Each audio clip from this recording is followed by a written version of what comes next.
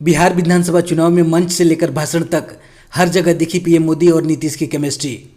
जी हां दोस्तों, आपको बता दें कि बिहार में हो रहे विधानसभा चुनाव के लिए अब प्रचार चरम सीमा पर पहुंच चुका है। चुनाव प्रचार में पीएम मोदी और राहुल गांधी जैसे देश के बड़े राजनेताओं की एंट्री हो चुकी है।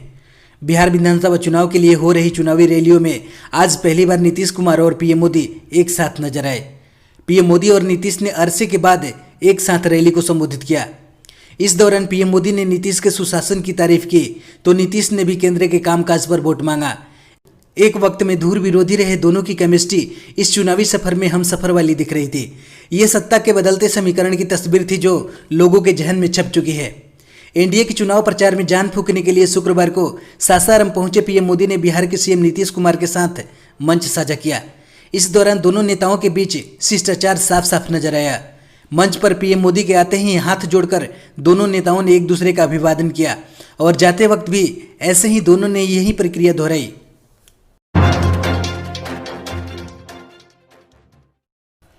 गुरुग्राम में काम दिलाने के बहाने युवती से होटल में बुलाकर किया रेप, वीडियो वायरल करने की दी धमकी। जी हां दोस्तों, आपको बता दें कि दिल्ली से सटे साइबर सिटी के गुरुग्राम में सेक्टर 40 थाना क्षेत्र में 20 वर्षीय युवती से दुष्कर्म और जान से मारने की धमकी देने का मामला दर्ज किया गया है। युवती ने 42 वर्षीय प्रवीण नाम के शख्स पर काम दिलाने के बहाने सेक्टर 31 के निजी होटल में मीटिंग के बहाने बुलाकर जबरन दुष्कर्म का गंभीर आरोप लगाया है। 20 वर्षीय पीड़िता उत्तर प्रदेश की रहने वाली हैं और क्षेत्रीय सिंगिंग और डांसिंग के काम से जुड़ी हैं। वहीं हरियाणा के गुरुग्राम में सेक्टर 40 पुलिस स्टेशन ने पीड़िता की शिकायत पर आईपीसी की धारा 376, 506 के तहत मामला दर्ज कर लिया है। इसके साथ ही पुलिस ने तफ्तीश शुरू कर दी है।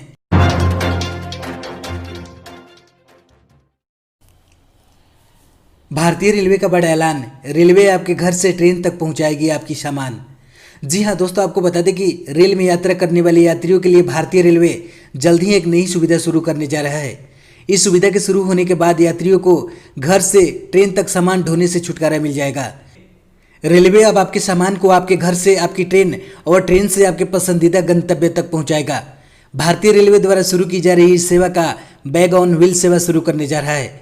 इस तरह की सेवा की शुरुआत भारतीय रेलवे पहली बार करने जा रहा है, जिसमें रेलवे आपके सामान को ट्रेन से आपके घर तक पहुंचाने की जिम्मेवारी भी लेगा। रेलवे द्वारा शुरू की जा रही इस सेवा के तहत यात्रियों को अपनी सीट तक सामान ले जाने की दिक्कत से निजात मिल जाएगी।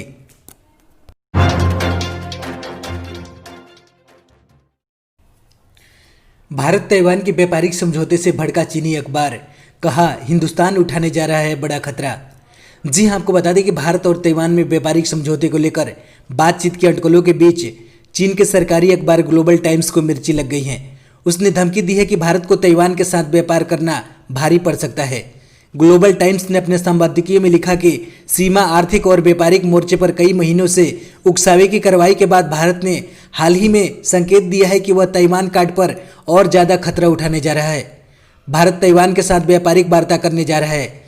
चीनी विशेषज्ञों का मानना है कि ताइवान कार्ड से चीन के लक्ष्मण रेखा को चुनौती मिलेगी और भारत को यह ज्ञान होना चाहिए कि उसके ये गंभीर परिणाम होंगे।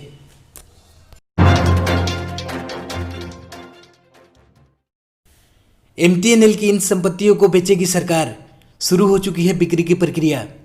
जी हां दोस्तों, आपको बता दें कि सरकारी क्षेत्र की टेलीकॉम कंपनी महानगर संचार लिमिटेड यानी एमटीएनएल की संपत्ति को बेचने की तैयारी है। इसके लिए बिक्री की प्रक्रिया को शुरू कर दिया गया है।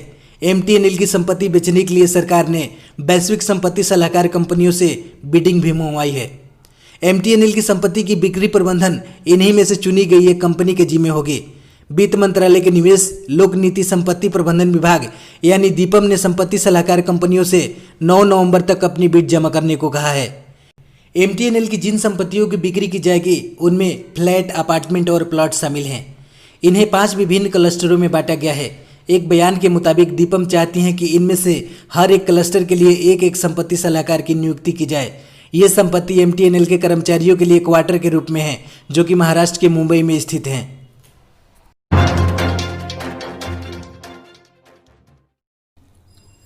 किसानों के लिए आई बड़ी खबर, प्रधानमंत्री मोदी 24 अक्टूबर को शुरू करेंगे किसान सूर्योदय योजना। जी हां दोस्तों, आपको बता दें कि प्रधानमंत्री नरेंद्र मोदी 24 अक्टूबर को गुजरात में 3 प्रमुख परियोजनाओं का वीडियो कॉन्फ्रेंसिंग के जरिए उद्घाटन करेंगे। वह गुजरात के किसानों के लिए किसान सूर्योदय योजना का भी शुभारंभ करेंगे। प्रधानमंत्री अहमदाबाद के सिविल अस्पताल में UN Mehta institute of cardiology and research centre के साथ पीडियाट्रिक हार्ट हॉस्पिटल और टेलीकार्डियोलॉजी के लिए मोबाइल एप्लीकेशन का भी उद्घाटन करेंगे। वह इस अवसर पर गिरनगर में एक रोपवे परियोजना का भी उद्घाटन करेंगे। सिंचाई के लिए दिन में बिजली आपूर्ति के लिए मुख्यमंत्री विजय रूपाणी के नेतृत्व में गुजरात सरकार ने हाल ही में किसान सूर्योदय योजना की घोषणा की थी। इस योजना के तहत किसान सुबह 5 बजे से रात 9 बजे तक बिजली पा सकेंगे। राज्य सरकार ने 2023 तक इस योजना के तहत पारेषण और संरचना स्थापित करने के लिए 3500 करोड़ रुपए का बजट आवंटित किया है। दिल्ली में कोरोना वॉरियर्स का भूख हड़ताल, 4 महीनों से नहीं मिला कोई वेतन। जी हां दोस्तों, आपको बता दें कि कोरोना के समय में जहां डॉक्टरों को कोरोना वॉरियर घोषित किया गया है, वहीं दूसरी ओर वे अपने वेतन के लिए धक्के मुक्के खा रहे हैं। लंबे समय से वेतन न मिलने को लेकर एनडीएमसी मेडिकल कॉलेज की रेजिडेंट डॉक्टर एसोसिएशन और हिंदू राव अस्पताल के सभी डॉक्टर आज से भूख हड़ताल पर चले गए हैं।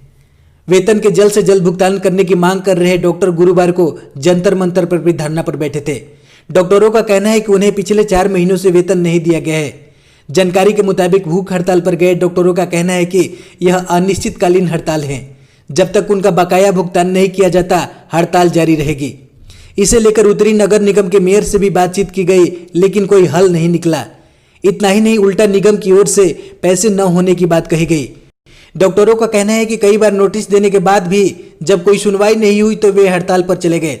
बता दें कि रेजिडेंट डॉक्टर लंबे समय से वेतन देने की मांग कर रहे हैं।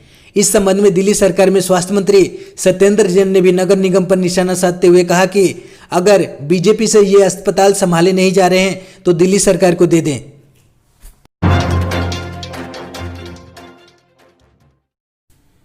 भारत में पिछले 24 घंटों में दर्ज हुए 54,366 नए कोविड-19 के मामले। जी हां दोस्तों, आपको बता दें कि भारत में हर रोज कोविड-19 के मामले बढ़ रहे हैं। संक्रमितों की संख्या 77 लाख के पार हो गई है। स्वास्थ्य मंत्रालय के द्वारा जारी किए गए ताज़ा आंकड़ों के मुताबिक देश में कोरोना संक्रमितों की संख्या 77,61,312 हो गई है।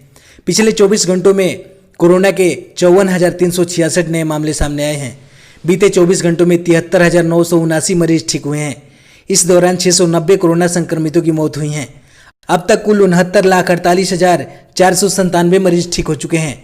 रिकवरी रेट की बात करें तो यह मामूली बढ़त के बाद 89.52% पर पहुंच गया है।